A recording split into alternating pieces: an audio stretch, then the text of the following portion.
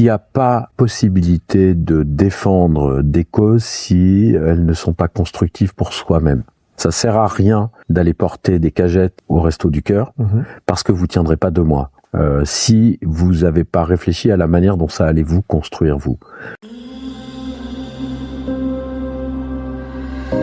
Bienvenue dans Permahuman, le podcast qui restaure l'équilibre entre productivité et bien-être en s'inspirant du fonctionnement de la nature. La permaculture humaine nous enseigne à repenser la connexion à soi, aux autres et avec l'ensemble du monde vivant.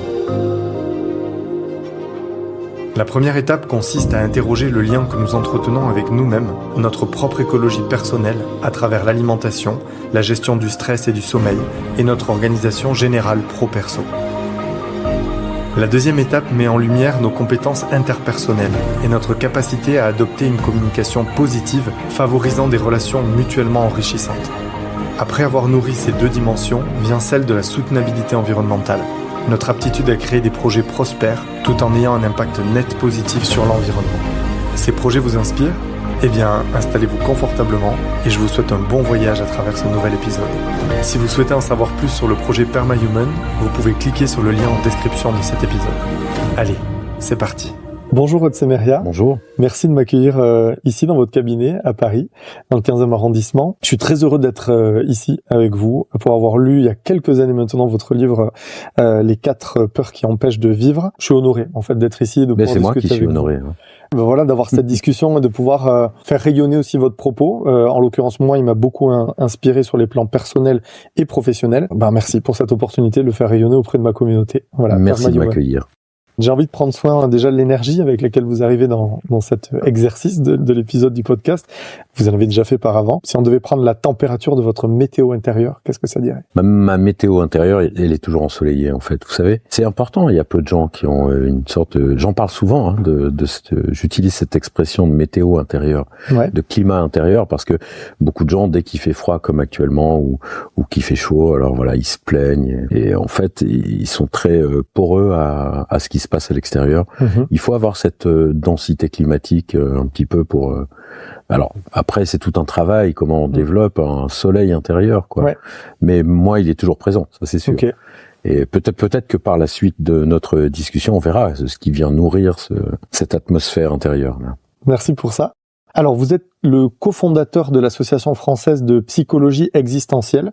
De quoi s'agit-il ? Est-ce que vous pouvez nous présenter ce concept ? Oui, alors je suis un des cofondateurs. On était une dizaine il y a quelques années de ça. L'Association française de psychologie existentielle, c'est la première association de psychologie existentielle en France, parce que ça fait des décennies que ça existe partout ailleurs en Europe, aux États-Unis, etc. Et on s'est dit avec des universitaires, on a monté ça. Bon, ça s'adresse avant tout à des psys, des profs, éventuellement des coachs, et puis des étudiants. Et alors, la psychologie existentielle, comment vous pouvez nous la définir de manière assez vulgarisée pour qu'on puisse... Oui, c'est très simple. En fin de compte, vous savez, il y a existentiel. Donc, le mot existentiel le reporte au mot existence.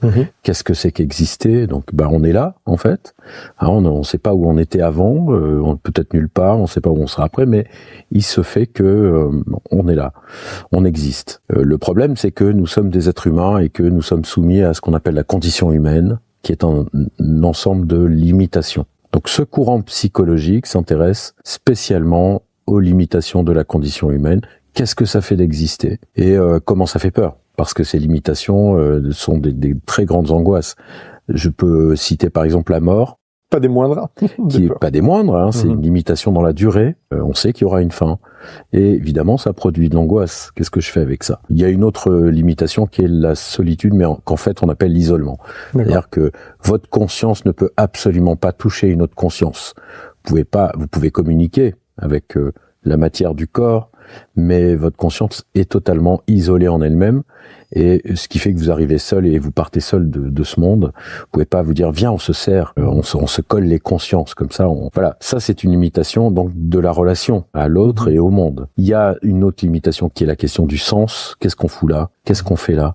Et ça, c'est une limitation de la connaissance qu'on peut avoir de qui on est, où on va, qu'est-ce qu'on fait, qu'est-ce qu'on doit faire de sa vie, de son existence. Et puis, encore une autre limitation, parce qu'il y en a d'autres, hein, c'est, voilà, qui est la liberté. C'est souvent, les gens disent, ah, bah, c'est bien, la liberté. Oui, mais le problème de la liberté, c'est que vous devez choisir tout le temps. Vous devez choisir. Et vous avez peur de vous tromper. Et vous avez envie de pas choisir, etc. De choisir, de pas choisir. C'est à chaque fois des épreuves et des angoisses considérables. Moi, depuis quelque temps, j'en rajoute deux, qui sont la contradiction. Donc, c'est-à-dire qu'il n'y a pas d'être humain non contradictoire. Vous avez des contradictions internes et il va falloir faire avec toute votre vie. Parce que c'est gênant et en même temps, c'est un peu la dialectique qui est le moteur de la vie, de la croissance. Et puis l'incomplétude, le principe d'incomplétude qui fait qu'on n'est jamais complet. Donc c'est inquiétant parce qu'on sent un vide. Ça peut expliquer des pathologies comme la boulimie ou l'anorexie. On sent bien qu'il y a pas de complétude. C'est aussi lié au fait que nous sommes vivants et que nous avons à croître, à poursuivre au fond une illusoire complétude qui n'arrivera jamais donc, mais qui nous donne ce mouvement de croissance. Et quelque part en vous écoutant. Moi, ça me rassure quelque part, notamment sur cette sur la limite de contradiction, d'assumer d'être paradoxal et de pas tout comprendre ou d'avoir parfois des mouvements, des élans qui peuvent être paradoxaux vis-à-vis de nos valeurs, Absolument. De notre centre. C'est ce qui fait la créativité. Ouais.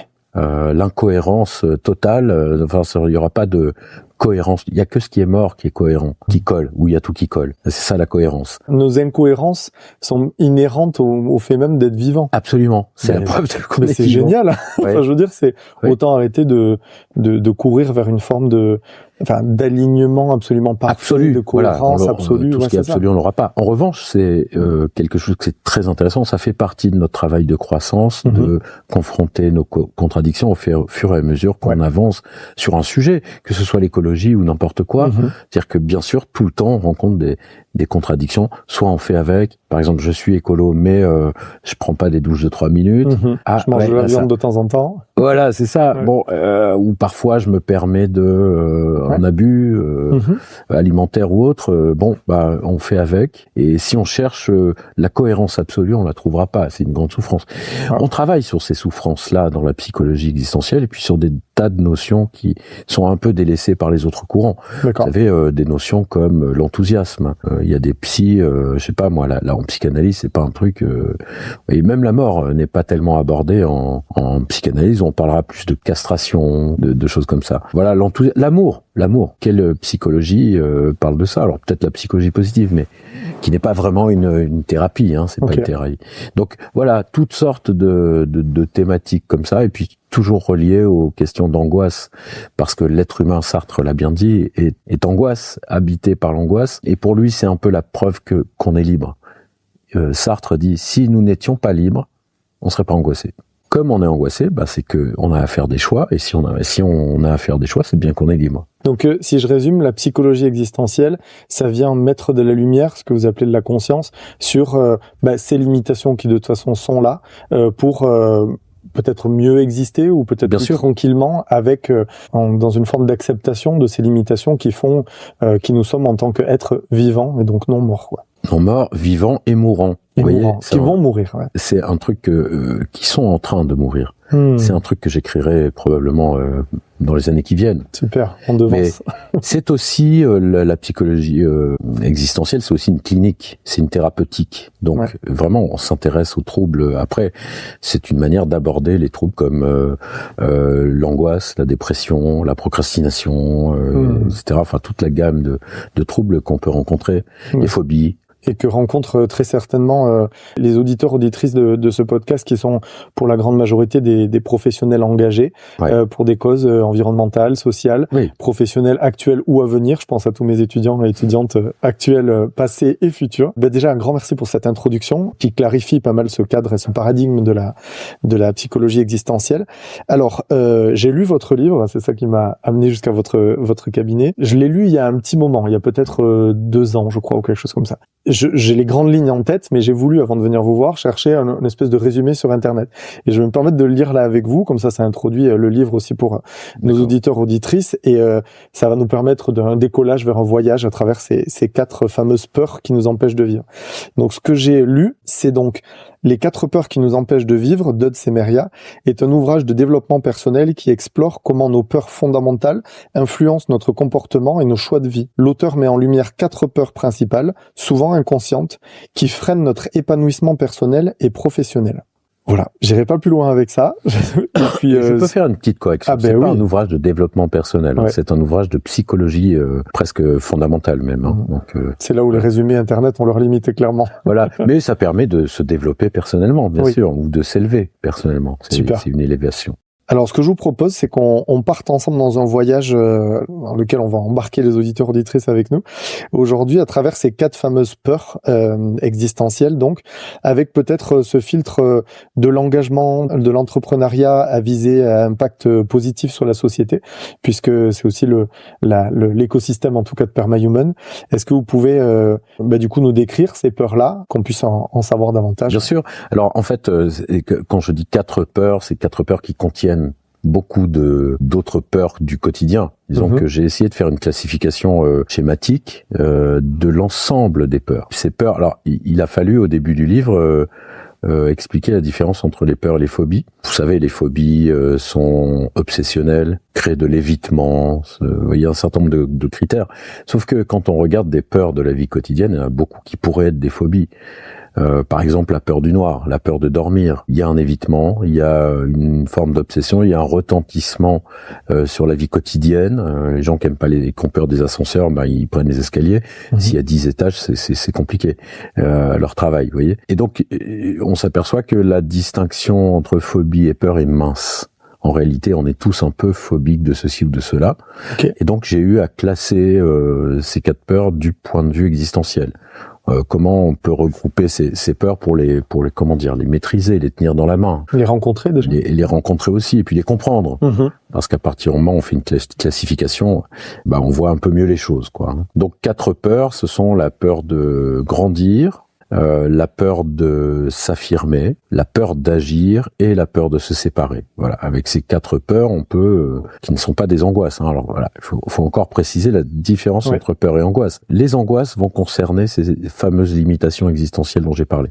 C'est-à-dire, qu'est-ce qui va concerner ma conscience? La première, c'est évidemment la responsabilité. Sans responsabilité, les autres angoisses tombent. Vous vous en foutez de mourir si vous n'êtes pas responsable. Si vous dites pas je suis responsable de ma conscience dans ce monde. Il y a des produits qui permettent ça, mais ça a toujours rapport à votre conscience, votre présent. Ça, c'est des angoisses. D'accord. C'est interne, vraiment. Les peurs concernent toujours un objet extérieur ou intérieur d'ailleurs, mais un objet. C'est un chien agressif, un précipice, une sensation bizarre dans le corps. Ce sont des choses objectivables, en quelque sorte. Donc la peur, et puis c'est fondamental pour la survie, la peur. Donc c'est pas du tout anormal d'avoir peur. Ça nous protège des risques et des dangers. C'est ça nous maintient en vie. Ça attire notre attention sur ce qui vaut mieux faire et ce qu'il vaut mieux pas faire. Voilà, c'est pas bien de mettre les doigts dans la prise, mais voilà, la distinction entre les peurs. Alors ce sont les angoisses qui déterminent un peu les peurs, disons envahissantes dans notre vie. Si vous avez pas résolu ou pas amorti l'angoisse de mort, de finitude, vous allez être, par exemple, très inquiet d'une douleur, d'un bouton, d'un machin, avec ce rapport à la mort là. Ce que j'entends là, c'est qu'une peur, c'est plus facile à observer en tant qu'objet, vous disiez extérieur, qu'une angoisse. Donc ça aussi, c'est rassurant je pense à celles et ceux qui nous écoutent, de qu'est-ce qu'on fait de nos peurs, parce que j'imagine si elles ont cliqué sur cet épisode, c'est aussi pour avoir des réponses là-dessus. Bon, déjà de savoir qu'on peut les regarder. Alors, est-ce qu'on a peur de les regarder? C'est peut-être autre chose, mais... Oui, on peut avoir peur d'avoir peur. Donc, ça part en abîme, comme ça, on écoute. D'accord. Mais en tout cas, c'est possible. La peur est objectivable, elle est partageable, et elle est même contagieuse. C'est-à-dire, si là, il se passe quelque chose dans la rue de dangereux, comme une explosion, un bruit tout le monde va avoir peur. Tout le monde, et puis ça va se transmettre de proche en proche. Donc c'est une affaire sociale aussi. C'est très social. La peur est tellement contagieuse, alors que l'angoisse, pas du tout. Vous pouvez avoir un proche, même le plus proche qui vous soit, angoissé, son angoisse n'est absolument pas contagieuse. Par contre, vous pouvez avoir peur. Par exemple, il a du mal à respirer, il se sent pas bien. Là, vous avez un peu peur, mais vous êtes absolument pas angoissé. À aucun moment vous ne prenez part à son angoisse. D'accord. Vous voyez bien la différence entre la peur et l'une est contagieuse, l'autre absolument pas. Et l'autre, le pire, c'est qu'elle sépare, dans la mesure où elle n'est pas partageable. L'angoisse, quand vous êtes en couple, par exemple, l'angoisse sépare les couples. Je crois qu'en plus, vous écrivez en ce moment sur ce sujet-là. Oui, le prochain ouvrage porte sur la vie amoureuse. Et bien hâte de découvrir ce nouvel ouvrage. Donc, est-ce que vous voulez nous emmener dans une des premières prenons la première, oui, la peur de grandir, donc, qui est fondamentale, parce que c'est peut-être non, c'est pas la première qui nous vient, j'allais dire ça, parce que les enfants sont déjà très inquiets de la mort vers 3 ans, j'ai pu le constater avec mes enfants, à 3 ans déjà. Après, la peur de grandir, il me semble qu'elle est plus tardive, mais on se sent quand même entraîné dans cette progression qui va nous amener à l'âge adulte, et pour beaucoup de raisons, on n'en veut pas.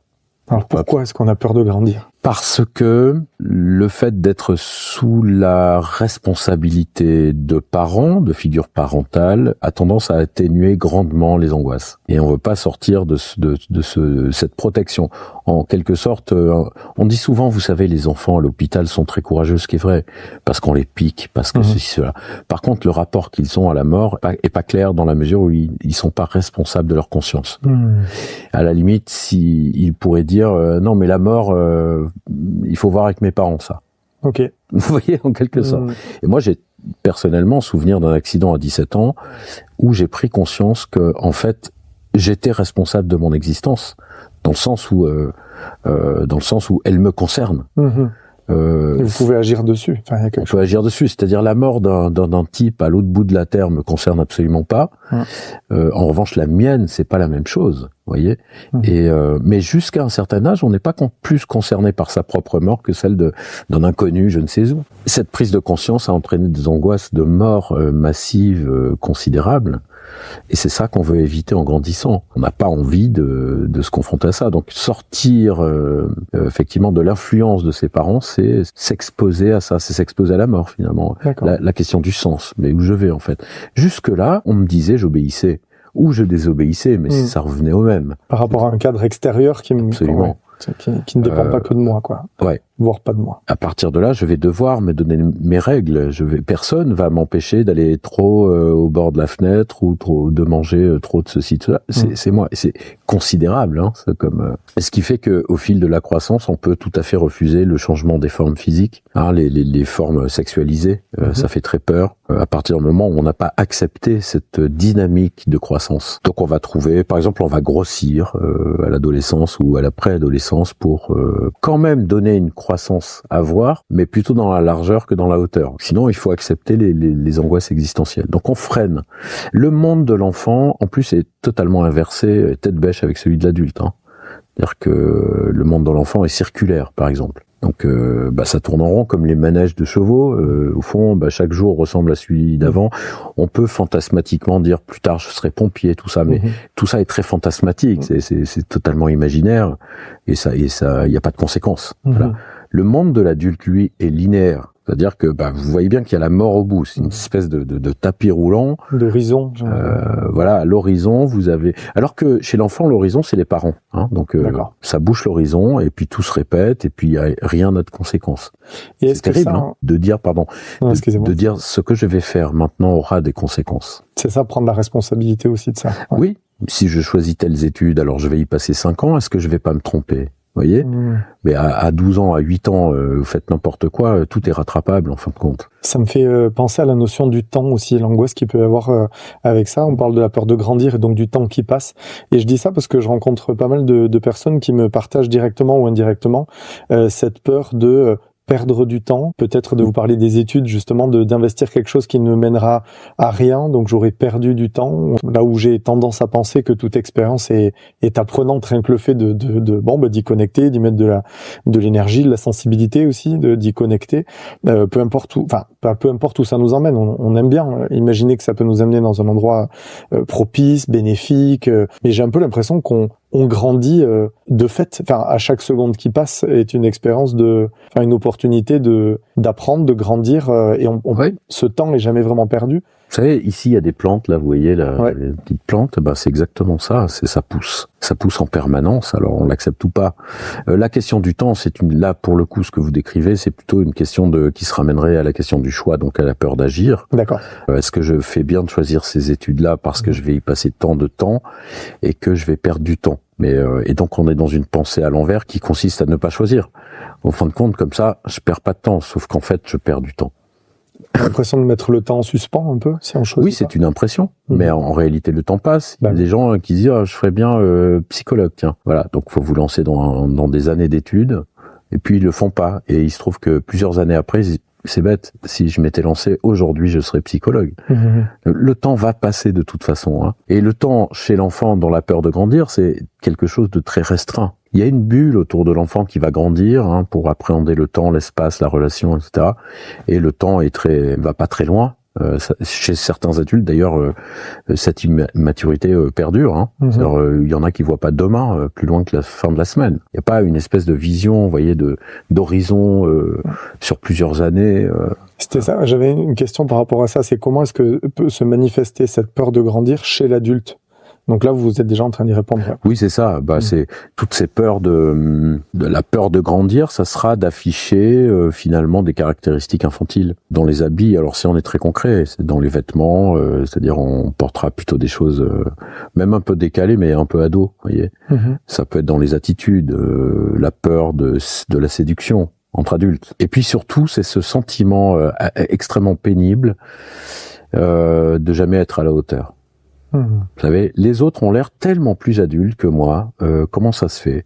Quand je vais au travail, je me dis, mais c'est fou, hein, ils ont tous l'air de savoir ce qu'ils font, ce qu'ils veulent, où ils vont, etc. Et pas moi.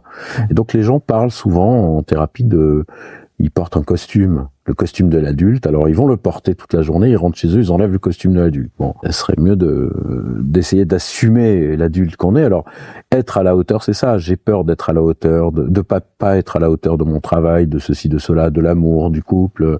Bon, c'est de quelle hauteur on parle? Et moi, comme je l'ai dit dans d'autres livres, c'est l'altitude des parents. C'est-à-dire et c'est vraiment ça la peur de grandir, c'est d'arriver, disons, de transgresser cette injonction de beaucoup de parents qui sont ne grandis pas. Nous, ce qu'on veut, c'est un bébé, un enfant, c'est pas un adulte.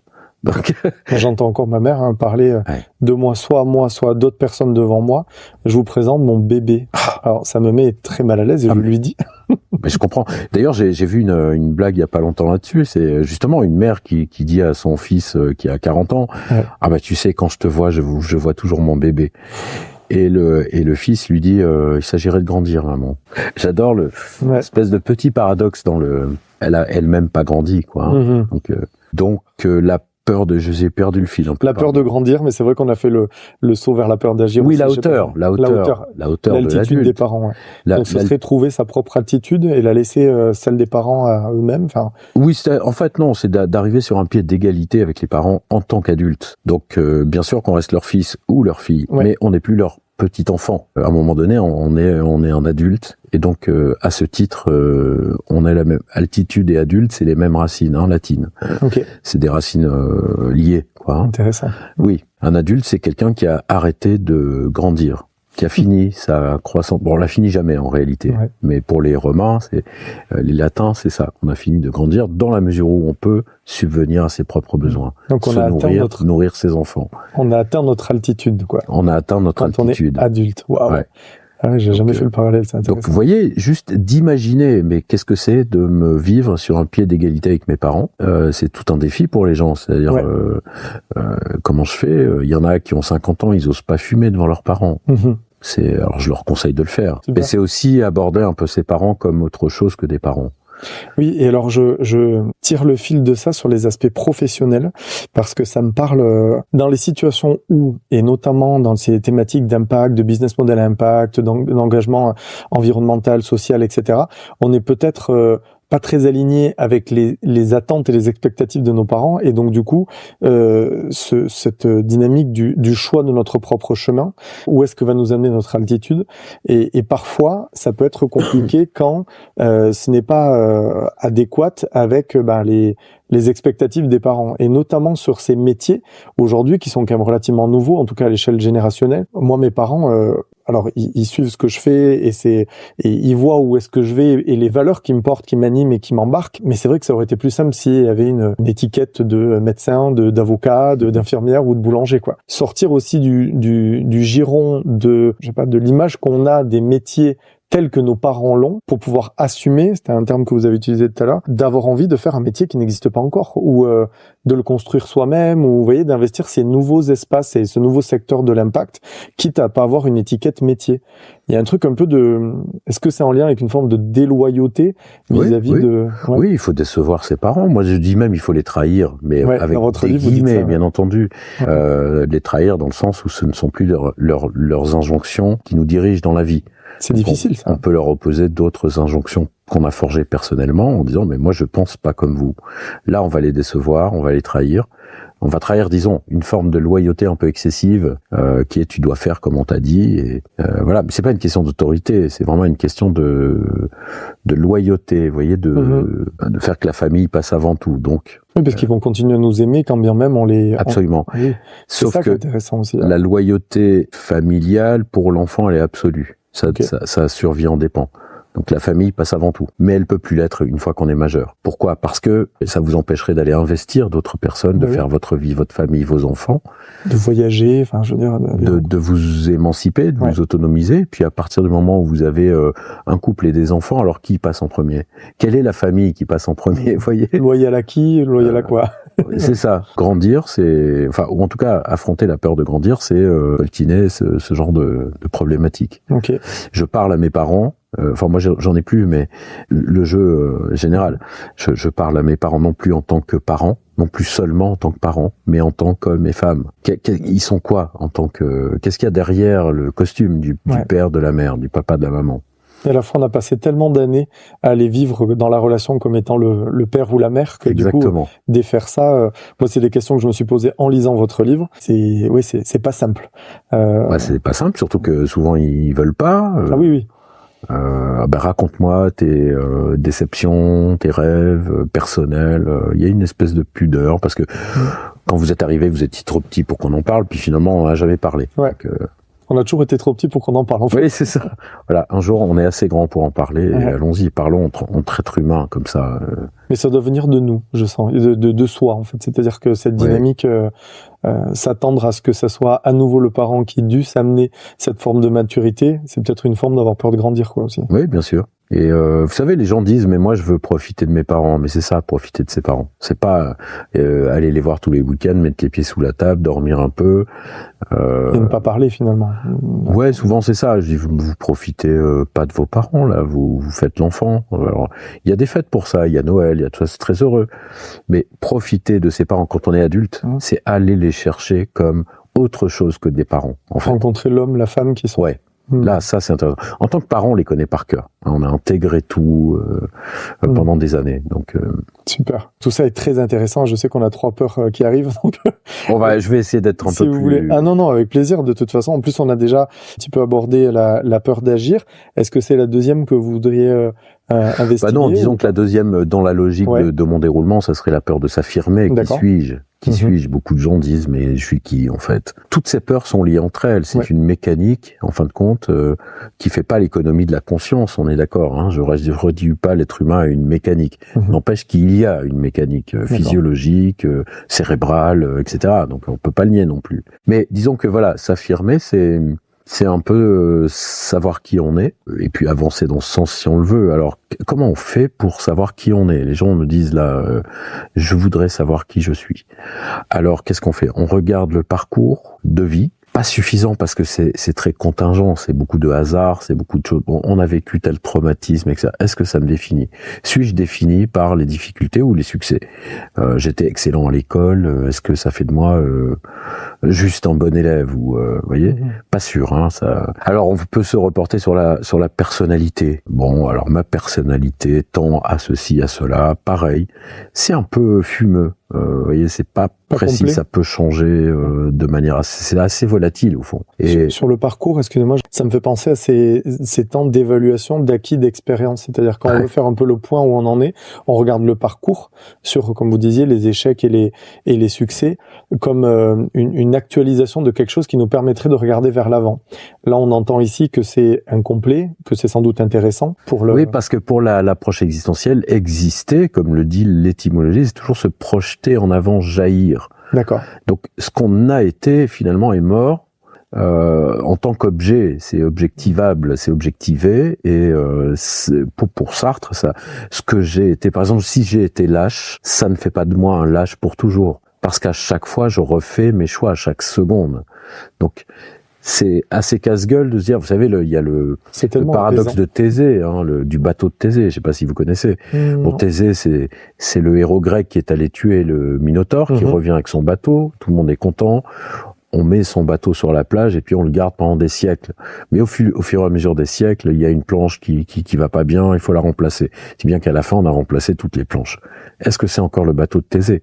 Donc, on rapporte ça à la personne qui change tellement au cours de sa vie. Est-ce que la personne que vous êtes aujourd'hui, c'est vraiment la même que il y a 10 ans, 20 ans, 30 ans? C'est une vraie question de philosophie, hein.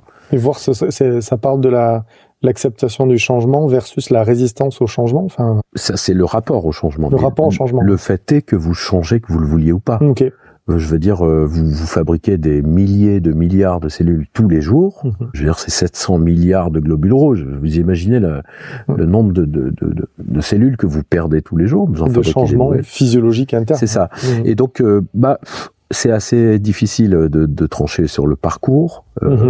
C'est difficile de trancher sur la personnalité. Vous dites mes goûts. Voilà, moi j'aime bien la tarte aux pommes. Vous voyez bien que c'est pareil. C'est quand même. Et puis ça peut changer, ça aussi. Très insaisissable. Puis ça change. Et puis ça dépend des circonstances. Donc tout ça pour dire que. Comment on fait? Ma conviction de clinicien et mon expérience et ma réflexion, c'est qu'il n'y a qu'une façon de savoir qui on est, c'est de savoir ce qu'on défend. Ah. Voilà. Parce que ça, d'autres disent aussi exister, c'est résister. Donc, qu'est-ce que je défends dans la vie?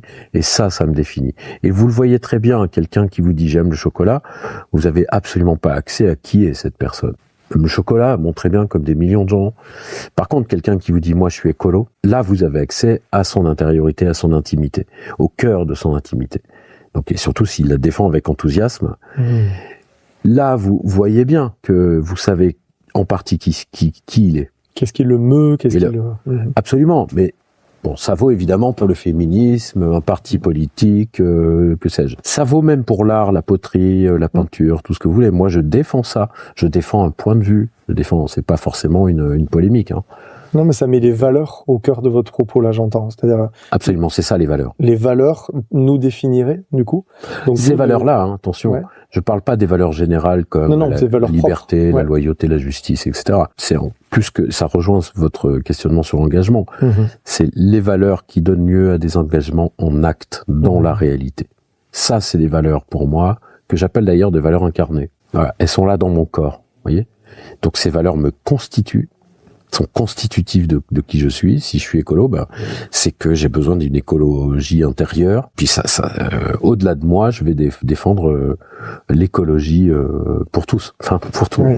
Et alors je saisis cette perche que vous me tendez sur valeur, engagement, sur la question de est-ce que je suis engagé pour mes valeurs propres à moi, mes valeurs incarnées, comme vous dites là, et est-ce qu'il peut y avoir des situations dans lesquelles je suis engagé pour des valeurs que j'ai peut-être crues, qui étaient les miennes, qu'au fur et à mesure de mon parcours, de la conscience que je mets dessus, je me rends compte qu'il y a un petit décalage, et ça, clairement, ça parle de moi quand je vous pose cette question, parce que pour autant que je sois très engagé sur la cause environnementale, aujourd'hui, je vois au fur et à mesure de mon parcours que je ressens être encore plus sensible, peut-être qu'on parlait de sensibilité aussi, mais sur à l'alignement et au bien-être que des personnes qui portent des valeurs et qui portent des projets à impact positif pour le monde peuvent ressentir. Et donc moi, mon décalage, il s'est fait d'un engagement. J'ai travaillé chez Greenpeace, chez WWF, donc très, je vais dire, consensuel sur des valeurs environnementales communément partagées, en tout cas dans le monde écolo. Et là, un pas de côté sur le bien-être de celles et ceux qui s'engagent. Et ça m'ouvre un espace qui est pas toujours facile à accueillir, parce que je me dis, est-ce que je suis maintenant déloyal vis-à-vis de la cause environnementale si je me place sur le bien-être de celles et ceux qui la portent? Intimement, je pense pas, au contraire, je me sens tout à fait à ma place. Mais voilà, c'est pas rien du point de vue justement existentiel. C'est-à-dire, moi, mon existence, là, elle a pris une vague que j'essaye d'apprendre à surfer. Ouais. Alors, vous n'avez pas changé de cause, hein, on est d'accord. Vous avez changé de chemin pour y aller. D'accord. Bon, c'est difficile de se dire, mais je me sens féministe, et puis d'un coup, de se dire, non, en fait, non. Parce que ça peut arriver, on peut se tromper, on peut être convaincu par des discours, etc. Mais enfin, c'est assez rare parce que, je vais vous dire, vous choisissez pas votre cause. Moi qui suis vraiment... qui porte la question de la liberté humaine, je suis obligé de reconnaître que vous choisissez pas votre cause, elle vient vous chercher. Donc moi, si par exemple, qui suis anti-anglicisme et qui porte la culture française, la littérature française, qui est très importante parce que c'est celle que je maîtrise et c'est celle que c'est ma chair. Ça, j'ai aucun doute là-dessus. Donc, je pourrais très bien, ce qui n'est pas le cas, adhérer à une association contre les anglicismes ou la défense de la langue française et puis en changer. Mais ça changera pas le fait que je suis constitué par cet élan au-delà de moi. Et là où vous avez parfaitement raison, à mon avis, c'est qu'il n'y a pas possibilité de défendre des causes si elles ne sont pas constructives pour soi-même. Ça sert à rien d'aller porter des cagettes au Resto du Cœur parce que vous tiendrez pas 2 mois. Si vous n'avez pas réfléchi à la manière dont ça allait vous construire vous. Vous pouvez pas vous dire je vais donner un bras à la cause, ça n'a aucun sens. C'est même contradictoire avec votre cause. Donc une cause écologique ne peut pas détruire les gens qui la portent. C'est contradictoire. Et pourtant, on voit beaucoup de... Absurde, bien sûr. D'épuisement, de burn-out militant. Voilà, sur le modèle des entreprises et du capitalisme ultra. De la performance. Ouais. Alors que l'écologie, ça devrait nécessairement être une écologie des personnes aussi. Et on est d'accord. Donc, c'est pour ça que je trouve votre idée très bien. C'est que il faut toujours faire attention à ça. En quoi ça me construit? Il n'y a aucun égoïsme, ou alors c'est un égoïsme sain, absolument indispensable à l'altruisme. Parce que c'est justement cette confrontation entre les deux, pour moi, pour les autres. Mais il y a beaucoup d'injonctions à côté de ça. Pardon, je vous coupe, mais sur ça doit être d'abord l'autre. Ça doit être d'abord l'impact que ça va avoir sur la planète à voir avant. J'entends ça très souvent, en tout cas. Chose avec laquelle, moi, personnellement, je suis pas d'accord. Parce que l'écologie personnelle, c'est tout le projet de Permahuman. Mais c'est vrai que je me confronte à des discours... non, mais le commun, d'abord, les individus... Ah oui, à quel endroit on fait passer la frontière? À quel moment de votre vie passe la frontière? Jamais, parce qu'en fait, on peut pas séparer ça. Enfin, je trouve que c'est très intellectuellement on peut. Il y a des individus, il y a du commun, mais en réalité, c'est une question de représentation. C'est imaginaire. C'est pas une réalité. Il faut s'attacher à travailler les deux en même temps, moi je crois. D'accord. Sinon, encore une fois, on est contradictoire. On va sacrifier des gens considérés comme individus pour le bien de gens considérés comme groupe. C'est absurde. Oui, il y a vraiment la question du sacrifice là. C'est-à-dire, je vais œuvrer pour la cause et moi on verra après. Il y a pas plus tard qu'il y a quelques jours, j'ai entendu, là j'ai très mal au dos, mais il va falloir que ça attende les vacances de Noël parce que d'ici les vacances de Noël, je ne peux pas avoir mal au dos. Donc il y a ça aussi, une forme de déni des messages du corps qui par définition sont personnels. Enfin, je veux dire, non plus ne sont pas contagieux. Et c'est quand même vraiment intéressant cette posture sacrificielle que moi je dénonce, hein, clairement, parce que je suis content d'avoir cette discussion. C'est une vision très industrielle. Hein, je veux dire, on met des êtres humains dans des machines. Au départ, c'était des trucs pour tisser voilà, et puis on tient pas compte. Il faut sacrifier. Je crois que, alors c'est une réflexion philosophique, c'est pas politique ce que je dis, mais je crois que l'approche capitaliste, elle fait sa marge essentiellement sur les êtres humains, essentiellement sur les êtres humains. S'il n'y a pas cette marge, c'est pas profitable. Oui, parce que et d'autant plus dans le contexte de l'entrepreneuriat, où vous disiez dans l'industrie, on met les gens dans des machines, ça depuis le 19e siècle, oui, c'est ça, et même avant. Mais aujourd'hui, dans l'entrepreneuriat, c'est je me mets dans la machine. Absolument, c'est intégré. Mais on le voit très bien d'ailleurs dans le livre sur les peurs, où je dis la peur de perdre du temps Et puis parce que c'est en fait l'entreprise qui vous dit le temps c'est de l'argent. Il faut être optimal, il faut être compétitif, il faut être rentable. Mais ça nous concerne pas nous en tant qu'être humain. C'est une logique d'entreprise. Donc c'est pour ça que je trouve qu'il y a une désobéissance ou non-obéissance sociale qui consiste à être lent, pas lent, mais de ne pas être rapide, de ne pas être... Les gens disent je vais acheter des trucs parce que c'est pratique. Je dis en quoi ça va me faire gagner du temps. Ça me fait gagner du temps et ensuite ils n'ont qu'une hâte, c'est de disperser ce temps en regardant des âneries sur. Ça, ils tuent le temps après. Mais c'est la promesse de l'intelligence artificielle aussi.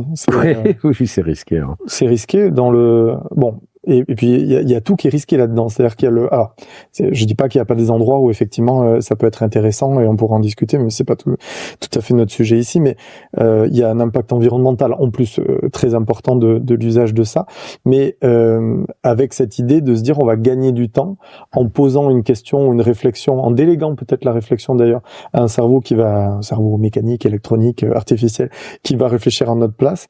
Alors qu'est-ce qu'on gagne là ? Est-ce qu'on gagne du temps ? Est-ce qu'on gagne de la créativité? Est-ce que à des moments donnés ça peut... Moi j'utilise avec les étudiants, je leur propose d'utiliser l'intelligence artificielle parce que je sais que de toute façon ils vont l'utiliser, mais dans des endroits qui peuvent être intelligents humainement, c'est-à-dire toute la réflexion peut être construite, la structuration d'un projet, et à des endroits si je dois réfléchir aux parties prenantes, par exemple le mapping des parties prenantes d'un projet, etc. Donner à cette IA un petit peu les conditions et le contour de votre projet auquel vous avez réfléchi individuellement et collectivement au sein de votre groupe. Vous avez mis en commun quelque chose d'une forme d'intelligence sociale aussi. À un moment donné, non pas déléguer, mais partager à cette fameuse IA qui va vous faire un écho quelque part, qui est pas à l'abri de vous donner un pet de créativité quelque part. Mais... Oui, c'est ça. Mais si vous vous en servez comme un levier, un outil qui vient aider votre créativité, c'est très bien. C'est comme les livres, hein, après tout. Ouais. C'est comme si vous dites attention, les livres c'est dangereux parce que ça vous empêche de penser. Bah non, parce que quand vous lisez un livre, vous allez chercher des idées qui elles-mêmes vont vous stimuler. Donc après, si vous vous en servez pour faire votre boulot de pensée, j'entends, hein, pas boulot professionnel, alors vous arrêtez votre croissance. Et ça, c'est la mort, c'est devenir des morts vivants. C'est ça. C'est-à-dire, voilà, je mange, je dors, je vois pas trop l'intérêt, en fait. Mais si on veut rester dans la machine, qui va nous absorber encore plus, c'est risqué. Et c'est facile, c'est un peu le drame du truc. Mais c'est arrêter toute croissance, bien sûr, c'est ça. La croissance, c'est pas un 20 mots de coaching, vous savez, un peu galvaudé comme ça. Pour moi, c'est la production de choses très concrètes, comme les plantes. C'est-à-dire que les plantes font des feuilles, et moi, en tant qu'écrivain, je fais des feuilles aussi. Donc chacun de mes livres est plein de feuilles. Et c'est ça la croissance. Chaque jour, à la fin de la journée, je peux me dire j'ai un peu avancé, si peu que ce soit. J'ai avancé, j'ai produit 3 phrases. Mais ça peut être autre chose, hein. Je prends mon exemple. Et pour reboucler avec notre sujet qui était là, la peur de s'affirmer, il y a quelque chose aussi sans doute à affirmer ou à s'affirmer dans le rapport au temps, à la rapidité, à la croissance, à l'intelligence artificielle, enfin, s'affirmer dans qui je suis et comment j'utilise ces outils au service de mes objectifs qui sont les miens, qui sont incarnés, qui sont... C'est exactement ça. Ok. Donc si ma réflexion part du fait que ce que je suis, c'est ce que je défends, ensuite vous pouvez aligner tout le reste là-dessus. Waouh. Donc vous pouvez poser vos limites, puisque l'adulte, moi je le définis comme quelqu'un qui est capable de poser des limites. Donc de s'obéir. Moi dans mon bureau, il y a écrit « obéis ». Et ça s'adresse à moi. C'est moi qui parle, c'est moi qui entends. Je m'obéis. Obéis à tes propres règles. C'est ça l'adulte. En responsabilité. Ouais. Donc si vous partez de ce que vous défendez, alors vous pouvez vraiment régler tout le reste. Et vous assumez comme homme, comme femme. Parce que c'est pas seulement, vous voyez, s'affirmer, c'est dire voilà où est ma place. Qui est une place dynamique. C'est pas pour toute la vie, c'est un chemin. Mais ma place, là, tout de suite, elle est là. Donc, je suis un peu contre, peut-être choquer des gens, mais contre l'espèce de pensée fluide. Vous savez, je suis un peu ci, un peu cela. Faut-il mettre les gens dans les cases? J'ai un livre où je dis oui, il faut mettre les enfants dans des cases. Pourquoi? Parce que les concepts sont des cases. Et s'il y a plus de concepts, il y a plus de pensée. Donc, je dis oui, il faut mettre les gens dans des cases. Par contre, il faut pas les enfermer dedans. C'est ça la clé. C'est venir jouer avec les cases après. Absolument. Vous pouvez passer d'une case à l'autre, faites ce que vous voulez. Mais vous pouvez pas faire comme s'il n'y avait pas de case. Comme si tout se mélangeait. Parce qu'après, vous êtes dans une espèce de mélasse conceptuelle. Il n'y a plus aucun sens. Ça permet de comprendre aussi. Et de partager, de se mettre d'accord sur des choses, faire société. C'est ça. S'il n'y a pas de concept, on peut pas se mettre d'accord. De quoi on parle, en fait? Vous voyez? Et donc, la pensée fluide, pour moi, c'est un truc qui est détestable. Qui est ça fait plaisir parce qu'on se dit, il n'y a plus besoin d'être rigoureux, quoi, finalement. On peut dire ce qu'on veut. Non, on peut pas dire une illusion de liberté à cet endroit-là. Il y a une illusion de liberté, oui. Alors que la vraie liberté, c'est précisément d'accepter des concepts, puis de les travailler, puis de voir comment on peut les changer, et puis pourquoi pas. Voilà. Ça me paraît plus... Donc, je trouve ça très intéressant ce que vous dites sur s'affirmer à partir de ce qu'on défend. Je m'affirme à partir de ce que je défends. Parce qu'à nouveau, je viens amener ici, dans notre espace de discussion, beaucoup de situations qui me sont régulièrement partagées, ou en tout cas, directement ou indirectement, sur je m'affirme aussi vis-à-vis de ce qu'on attend de moi. Donc il y a quelque chose de vis-à-vis de ce que vous disiez là, c'est-à-dire je m'affirme depuis mon intériorité, ce à quoi j'accède, d'où l'idée de cheminer là-dessus, de travailler là-dessus, d'identifier, de mettre de la conscience dessus, versus je m'affirme. Et ça parle du groupe aussi, vis-à-vis des expectatives que le groupe, que la famille, que la société attend de moi. On peut sous-peser les attentes. Il y en a qui sont légitimes, d'autres pas, tout simplement. Donc, si vous faites des enfants, vos enfants attendent de vous que vous soyez un père ou une mère, etc. Quelles autres attentes? Les attentes sociales, on peut les discuter. Dans le monde écolo, il y a quand même beaucoup de codes, j'ai envie de dire, de façon de faire. Typiquement, vous parlez tout à l'heure des contradictions, c'était ça aussi, de manger de la viande parce qu'on aime manger de la viande, mais dans un monde écolo, c'est pas très bien vu. De prendre l'avion pour aller, peu importe finalement le sens qu'on va mettre dans ce voyage, tout de suite, qui dit prendre l'avion, ça peut générer des tensions au sein du monde écolo. Bon. Moi, j'invite au dépassement de ça et à mettre de la lumière dessus. Pourquoi tu prends l'avion? Pour qui? Qu'est-ce que ça vient nourrir en toi à ce moment-là, dans l'expérience? Je veux dire... Oui, c'est plutôt sain de faire avec les contradictions, y compris quand c'est les autres qui contredisent ou moi qui contredis. Alors, essayons de frotter ça pour avoir une dialectique qui nous fait avancer, qui nous fait progresser. Mais sinon, c'est dogmatique. Non, en aucun cas on mange de la viande, en aucun cas on prend l'avion. Enfin, c'est un peu catégorique au sens kantien du terme, quoi. C'est-à-dire, il n'y a pas à transiger une seconde avec ça. Je trouve que ça manque un peu de souplesse.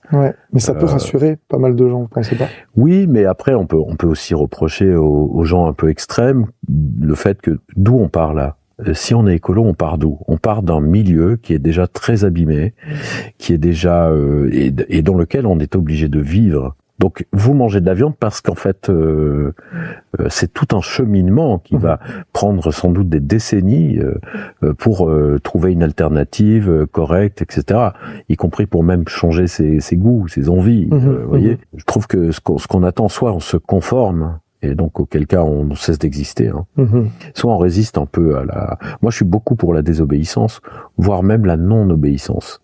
C'est-à-dire des lieux, des endroits où il n'est pas question de légiférer sur quoi que ce soit. C'est-à-dire, il n'est pas question ni d'obéissance, ni de désobéissance. Et je trouve que notre société, dans son ensemble, qui est de plus en plus autoritaire, veut légiférer absolument sur tout, quoi.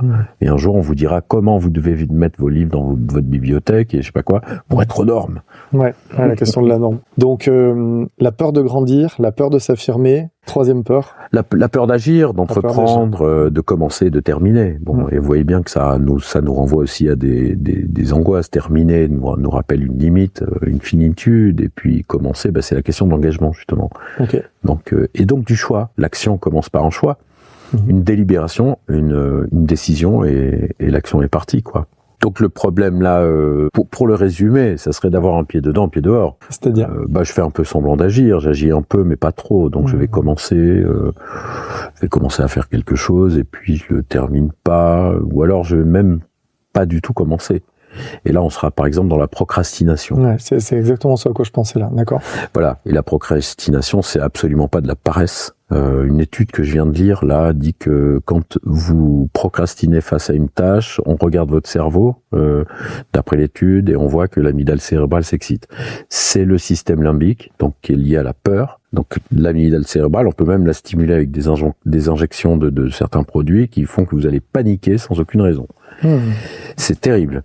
Et là, on nous dit que la procrastination, ce serait le cerveau qui interpréterait, par exemple, votre feuille d'impôt comme un danger. Votre cerveau étant censé vous protéger, il va détourner votre attention de la tâche considérée comme un danger et vous allez dérouler sur Internet jusqu'à la fin de la journée. Voilà. Moi, je pense que c'est aussi une question de priorité, c'est-à-dire ce qui n'est pas prioritaire n'engage pas beaucoup d'énergie, ne déclenche pas beaucoup d'énergie. L'écologie, si c'est une valeur que j'appelle incarnée, intrinsèque, elle va connecter, en tant que priorité, elle connecte très bien avec l'énergie. Avec votre envie d'agir, du coup, votre énergie. Et votre envie d'agir. Ok. Par contre, quelque chose qui serait un peu la périphérie de votre focale existentielle va recruter beaucoup moins d'énergie. Je sais pas moi, laver la vaisselle ou je sais pas comment vous dites. C'est pas une priorité. Vous pourriez en faire une priorité. D'ailleurs, on peut faire de priorité des choses qui sont toxiques. Alors, par exemple, l'alcool, la cigarette, le chocolat. Voilà, vous avez installé ça au centre de votre focale.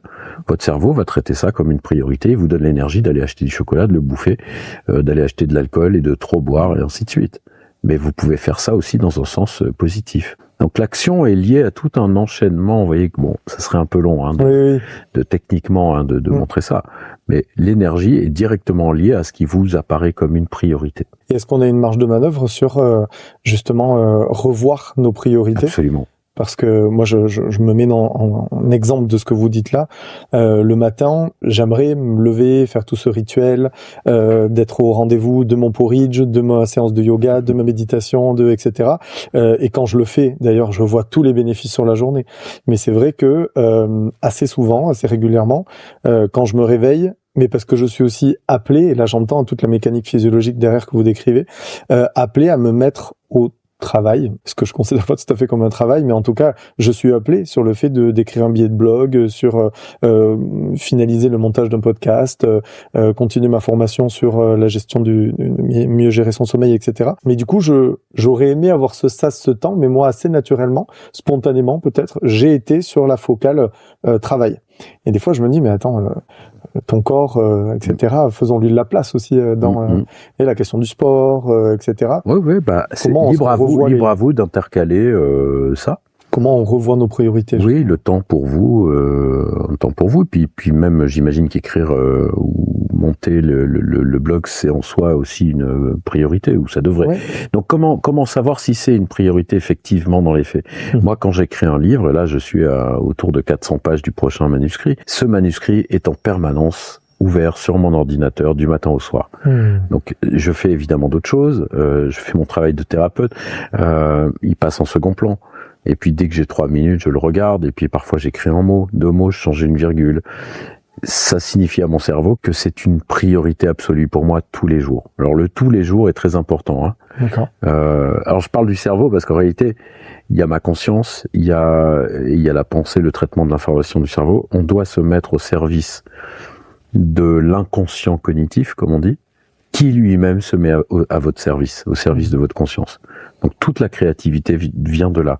Dans quelle mesure je me mets au service de cette partie de moi qui va traiter énormément d'informations en arrière-plan. Donc ce serait une invitation aussi à se laisser guider par nos ressentis. On pourrait il y aurait quelque chose comme ça. Ouais. D'où le boucle est bouclé avec la méditation qui nous donne accès à notamment à cette créativité, à nos ressentis. Absolument, ouais. Mais là, je veux pas entrer dans ça serait très long. Il faudrait la journée. Non, mais merci déjà. Enfin, un grand merci pour ces éclairages. On arrive à la 4e peur, je crois. La peur de se séparer, terrible peur, Parlons-en.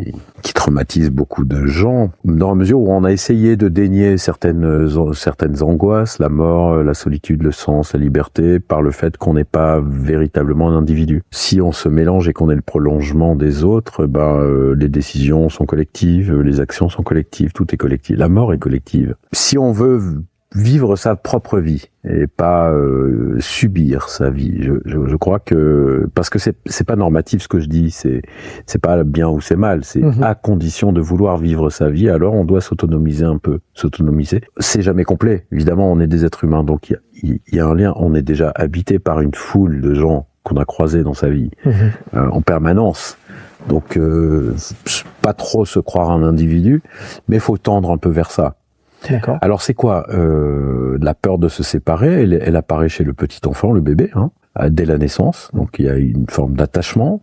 L'attachement n'est pas un sentiment, ce sont des comportements. Dans la théorie de l'attachement de Bowlby, on se rapproche de quelqu'un qui peut nous protéger. On va trouver de la chaleur, de la sécurité, de la douceur. Donc, vous voyez, ce n'est que comportemental. Bon, le problème d'un parent qui prodigue de l'attachement à son enfant, c'est que dans le même temps, il va lui apprendre à se détacher. Donc, vous l'emmenez au parc et vous lui dites va au bac à sable, tu vas te faire des copains. On a peur. Alors, vous voyez le petit gamin avec ses petites pattes là qui se retourne pour voir si maman est là ou papa, et puis il va devoir s'affilier, peut-être communiquer, connecter avec les petits copains. C'est un peu dangereux, il connaît pas. Voilà, s'il y a un problème, il sait qu'il peut retourner en courant vers maman. Bon. Il y a des adultes qui vont en rester à ce niveau-là. Comment ça se manifeste à l'âge adulte? Ça se manifeste par la recherche de gens qui peuvent vous prendre sous leur aile. Qui peuvent nous rendre heureux, c'est ça? Non, pas heureux, qui peuvent nous protéger, nous donner de la sécurité. Et donc, au boulot, ça va être d'être tout le temps en demande avec un N+1 ou +2, ça va être de jamais être capable de prendre une décision sans demander des avis, des conseils, des validations, etc. Voyez? Pourquoi? Parce qu'en fait, vous avez jamais, pour différentes raisons d'éducation, vous avez jamais pu porter votre propre sécurité. C'est ça l'adulte. C'est que la sécurité n'est jamais à l'intérieur. Elle est toujours à l'extérieur, chez les autres. Donc c'est là que vous allez la chercher, et la séparation, du coup, vous paraît être une horreur absolue. Si on vous quitte dans votre couple, si un ami vous laisse tomber, si vous avez l'impression d'un anéantissement, littéralement, je ne suis plus rien. Les gens vous disent si on me quitte, je suis plus rien. Donc quand vous disiez, excusez-moi pour bien comprendre, la sécurité est à l'extérieur, c'est une illusion que vous disiez là, Enfin, en tout cas, ce qui est une illusion, c'est que vous ne pouvez pas créer votre propre sécurité à l'intérieur. Vous pouvez, mais à condition d'assumer que vous devenez un adulte, que vous posez des limites. Parce que, bien entendu, quand on n'a pas de sentiment de sécurité intérieure, c'est qu'on ne sait pas où sont les limites. Et comment on le développe, ça? En posant les limites. Ok. Donc c'est un effort de poser les limites, bien sûr, ça fait mal. Parfois, c'est ne pas trop manger. Alors si on est très très prosaïque, c'est ne pas trop manger, pas trop boire, pas pas aller trop vite, etc. C'est encore ce fameux obéi qui a marqué dans mon obéir à toi-même, avec un point d'exclamation. Est-ce que c'est aussi la logique d'apprendre à dire non pour dire absolument, oui à soi? C'est une limite. Alors c'est une limite. C'est ce que j'explique dans mon dernier livre sur l'éducation, en disant qu'est-ce que c'est qu'être responsable? C'est pas ce qu'on entend en général, parce qu'on paye ses impôts, parce qu'on va à ses rendez-vous, parce qu'on tient ses promesses. Ça, c'est de l'obéissance. C'est de l'obéissance dans le sens où si vous le faites pas, on vous éjecte. Donc si je paye pas mon loyer, je me retrouve à la rue. Donc je suis obligé de payer. J'ai pas le choix. La responsabilité, ça se tient en 2 mots. C'est se situer. Je suis où? Ça, c'est répondre de soi. Quand on fait l'appel, vous entendez votre nom, vous dites présent. La responsabilité, c'est ça. Je sais où je suis. Donc, dans l'espace, dans le temps, dans la relation, dans les ressources, dans le contexte, proche ou lointain, géopolitique, national, communal, tout ce que vous voudrez. Je sais me servir d'une mairie. Je sais me servir d'une banque. Voilà. Se situer, c'est ça, tout simplement. Donc, si vous vous situez, vous posez des limites, vous voyez les limites. Si vous vous situez sur la route, sur l'autoroute, vous voyez les limites. Les limites, c'est les panneaux de signalisation qui vous disent comment faire, et puis les bords de la route, et puis ce qui se passe sur la route, et puis ainsi de suite. Et donc, pour relier avec cette peur de la séparation, poser ces limites, c'est mieux comprendre qui je suis et les conditions de ma propre sécurité, et c'est ce qui nous protège, quelque part, de cet anéantissement dont vous parliez, si jamais, quand on se sépare, que ça soit personnellement, professionnellement aussi, d'un projet, je pense au deuil d'un projet quand c'est terminé, peut-être quand on n'est pas renouvelé aussi, je pense à des amis ou des collègues qui ne sont pas renouvelés en CDD, des choses comme ça, quelque chose de l'ordre de prendre acte que ça ne continue pas, que ça se termine, comme vous disiez tout à l'heure, avec la logique de la fin, de la finitude, mais que en l'occurrence c'est pas la fin de l'âme, c'est pas la mort totale, on continue et on peut rebondir. Au contraire, ouais. Ouais. Oui, poser des limites. Les gens disent ah ouais, mais moi j'aime pas les contraintes, j'aime pas. C'est une erreur. Les limites vous rendent beaucoup plus fort, beaucoup plus puissant. Il n'y a pas un artiste dans l'histoire de l'humanité qui s'est pas donné des limites. Que ce soit les limites du tableau, que ce soit... C'est ça. Ou que ce soit, vous écrivez en alexandrin, pourquoi unité de lieu, de temps, d'action, pourquoi faire? C'est arbitraire, c'est comme ça. Et vous vous apercevez, d'ailleurs c'est ce que je dis dans mon autre livre sur l'écriture, en disant, si vous devez d'abord définir un style, avant d'écrire. Le style tombe pas du ciel. Personne fait ça. Si vous regardez les correspondances des écrivains, ils vous disent j'ai travaillé sur mon style, ce que ça va être, etc. Et le style, c'est rien d'autre que des limites que vous vous donnez. Et qui permettent de s'individualiser aussi, c'est-à-dire qui je suis dans le groupe. Oui. Ouais. Et deuxièmement, qui vont déterminer le contenu de ce que vous écrivez. Vous voyez, un alexandrin, c'est pas la même chose qu'un vers libre. Et vous atteignez des choses. C'est extrêmement créatif de se donner des limites, bizarrement. Ouais. Si vous dites, je vais écrire, comme j'ai Pérec, qui a écrit plusieurs centaines de pages sans jamais utiliser la lettre E, qui est la plus fréquente en français. C'est quand même un tour de force absolument dingue. Bon, ça s'appelle La Disparition, ce livre. Il n'y a pas la lettre E nulle part. Ni même dans le titre. Ah ben non, surtout pas dans le titre. La disparition, et puis ce qui a disparu, c'est la lettre E, mais c'est un tour de force absolument incroyable. Ouais, je relie beaucoup à ce que vous dites sur, paradoxalement, à nouveau ces paradoxes et ces contradictions, que de limiter, c'est très créatif. J'utilise souvent dans mes cours avec les étudiants l'image de l'eau pour faire chauffer de l'eau. Si on met de l'eau là sur une plaque vitrocéramique, etc., sans récipient, sans contenant qui viendra la contenir et donc la limiter, ça part un petit peu partout. Peut-être que ça va chauffer, mais ça va mal chauffer, ça va pas bouillir, on pourra rien cuire évidemment là-dedans. Alors même que si on met une casserole, l'eau elle peut pas aller partout, elle peut pas aller jusqu'au bout des plaques, etc. Par contre, ce qui est sûr, c'est que à l'intérieur de ces contraintes-là, elle va pouvoir chauffer, elle va pouvoir bouillir, elle va pouvoir créer, pour revenir sur l'image de la créativité. Et donc c'est en fait la différence entre la pulsion et le comportement réglé, c'est-à-dire faites la source, ce que j'utilise comme métaphore, la source jaillit, c'est très bien, elle arrose autour d'elle, c'est tout.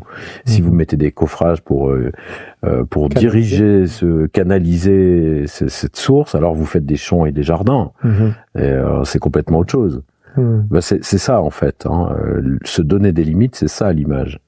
C'est pas boucher la source, au contraire c'est la canaliser. Donc, pour la rendre justement productive. Exactement. Et dans la logique du partage, je voudrais atterrir là-dessus, c'est-à-dire que on parle beaucoup d'écologie personnelle, on a parlé ici. Moi, avec Parma Human, je parle d'écologie relationnelle.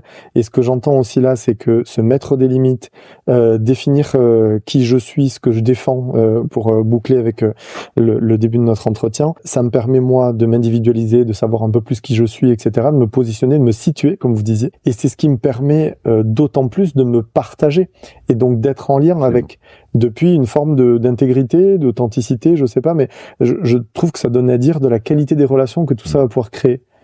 Qu'est-ce que vous avez à dire là-dessus? Je suis d'accord, c'est l'authenticité, c'est la question de l'authenticité. Qu'est-ce que c'est que l'authenticité? C'est pas la sincérité, c'est une partie de la sincérité très particulière, qui consiste à montrer qui on est. Si je dis j'aime la choucroute, je suis sincère, parce que ce que je dis correspond à ce que je pense. Si je dis je suis écolo, là je vous parle de quelque chose que je défends. Et l'authenticité revient à ça. Je vous parle de ce qui me constitue et que donc je défends au-delà de moi-même. Et donc là, ça c'est l'authenticité. Mais parce que c'est un peu flou chez certains auteurs, l'authenticité, être vrai. Bon, pour moi c'est ça. En tout cas, c'est contagieux au bon sens du terme, parce que souvent, je sais pas si je pense pas être le seul à être inspiré par des gens qui incarnent leurs valeurs. Il y a vraiment quelque chose. Oui, c'est très contagieux. Ouais. Au bon sens du terme. Voilà, c'est ça, c'est génial. Oui, c'est l'émulation. J'en parle aussi dans le livre sur l'éducation, où j'ai dit, l'autorité, c'est ça, l'autorité d'un auteur. D'ailleurs, moi, je parle d'autorité. Je propose ce néologisme qui est être l'auteur de sa vie, de sa parole, de ses actes. Et quand vous êtes dans cette autorité, alors ça produit de l'émulation. Ça réveille un peu l'autorité des autres. Vous voyez, c'est pas l'autorité de commandement, hein. C'est pour ça que j'ai changé le mot. Et l'autorité. D'ailleurs, à l'origine, étymologiquement, ça vient d'une racine indo-européenne, og, qui a donné augmenter, par exemple, et qui concernait tout ce qui était culture, faire pousser. Bah, ça me parle d'autant plus en tant qu'intervenant, prof. Et oui. Du coup, c'est aussi ça parle pour les auteurs, comme vous disiez. Et puis moi, en tant que prof et formateur, il y a ce truc de en quelle mesure est-ce que mon propos, ma posture, mon intégrité participe d'une forme de confiance aux autres plans qu'il y a dans la salle. C'est ça, à titre d'exemple. Avoir envie de pousser depuis leurs propres racines. Oui, c'est un peu l'objectif. Moi, c'est un peu mon objectif, c'est donner aux autres l'envie de se mettre en culture. Ouais. Je m'en fous, moi, des gens cultivés, érudits, ça m'agace, ça m'intéresse pas. Par contre, quelqu'un me dit, je suis en culture sur tel sujet en ce moment, ça me plaît, ça m'intéresse. Parce qu'il y a un mouvement, il y a une dynamique, vous voyez. Ouais. C'est très vivant aussi. Et je pense que, oui, c'est très vivant, c'est très écolo. Ouais. Et puis, si on échange, on se fait pousser les uns les autres, quoi. C'est contagieux comme élan, hein. J'avais lu quelque part, potentiellement même dans votre livre, je sais plus, mais on reconnaît une grande personne quand elle nous fait nous sentir grands. On se sent grand à côté d'elle. C'est exactement ce qu'on dit. Ouais. C'est ça. Ouais. Ouais, j'adore. Ah, merci pour tout ça. Merci à vous. On a fait le tour des 4 peurs qui empêchent de vivre et des pistes justement de réflexion pour. Je sais même pas si c'est s'en émanciper, mais en tout cas c'est les regarder, les accueillir, les comprendre comme vous disiez pour les incarner et puis conserver une forme d'élan, nourrir et cultiver cet élan. C'est la fin de cet épisode. Je vois le temps. Il est plus long que d'habitude, mais je vais l'assumer. Je suis désolé. Parce que vraiment moi vous pouvez être désolé, mais moi je vous remercie parce que on a pris le temps justement par rapport à ce qu'on disait tout à l'heure de d'étayer le propos. On pourrait encore refaire d'autres épisodes d'ailleurs, on verra plus tard, mais en tout cas merci pour ce premier là. Merci à vous. Ouais, j'en suis très fier pour nous deux. J'ai quand même envie de laisser un espace s'il y a quelque chose que vous aimeriez peut-être dire à nos auditeurs, auditrices de Permahuman sur cette question de l'engagement, de l'authenticité, de la conscience. On a parlé de tout ça. Le mot de la fin, il est pour vous. Moi, ce que j'ai envie de dire, c'est que par les temps que nous vivons, on vit une époque troublée d'autoritarisme, de guerre. Alors ça a toujours été. Hein. Aujourd'hui, on essaye de nous faire prendre des vessies pour des lanternes, etc. J'ai partout des engagements par rapport à Gaza et au génocide qui a lieu et qui a eu lieu à Gaza. Personne m'empêchera jamais de le dire. Voilà, parce que on voit des tas de gens qui essayent de faire oublier ça, et voilà, c'est un des sujets pour lesquels je me bats, et c'est une preuve d'authenticité, ça. Voilà. Merci pour ça. Eh bien, nous voilà tranquillement arrivés à la fin de cet épisode. Merci pour votre écoute et pour la manifestation de votre appréciation que vous en ferez avec quelques 5 étoiles et un commentaire sur Spotify, Apple Podcast ou toute autre plateforme où vous écoutez vos podcasts. À nouveau, si vous souhaitez rejoindre la communauté Permahuman, appelée l'écosystème, vous pouvez cliquer sur le lien en description de cet épisode. Au plaisir de vous y accueillir, et en attendant, je vous souhaite une belle journée ou une belle soirée. Et pensez à vous abonner au podcast pour qu'on puisse se retrouver dans le prochain épisode. À bientôt.